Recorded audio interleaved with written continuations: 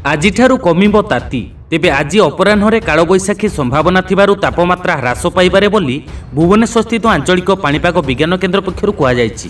ତେବେ କେଉଁ କେଉଁ ଜିଲ୍ଲାମାନଙ୍କ ପାଇଁ କାଳବୈଶାଖୀ ଜନିତ ବର୍ଷାର ସମ୍ଭାବନା ରହିଛି ଜାଣିବା ପାଇଁ ହେଲେ ଭିଡ଼ିଓଟିକୁ ଶେଷ ପର୍ଯ୍ୟନ୍ତ ଦେଖନ୍ତୁ।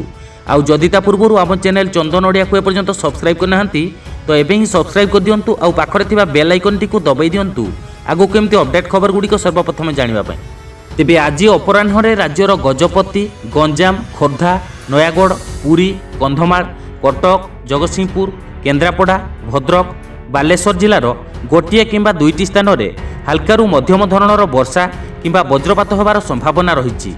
ଆଉ ଏହି ସମୟରେ ଉକ୍ତ ଜିଲ୍ଲାଗୁଡ଼ିକରେ ଘଣ୍ଟା ପ୍ରତି 40ରୁ 50 କିଲୋମିଟର ବେଗରେ ପବନ ବହି କାଳବୈଶାଖୀ ସହ ଘୂର୍ଣ୍ଣିଝଡ଼ ହେବାର ସମ୍ଭାବନା ରହିଥିବାରୁ ଏହିସବୁ ଜିଲ୍ଲାଗୁଡ଼ିକ ପାଇଁ ୟେଲୋ ୱାର୍ଣ୍ଣିଂ ଜାରି କରାଯାଇଛି।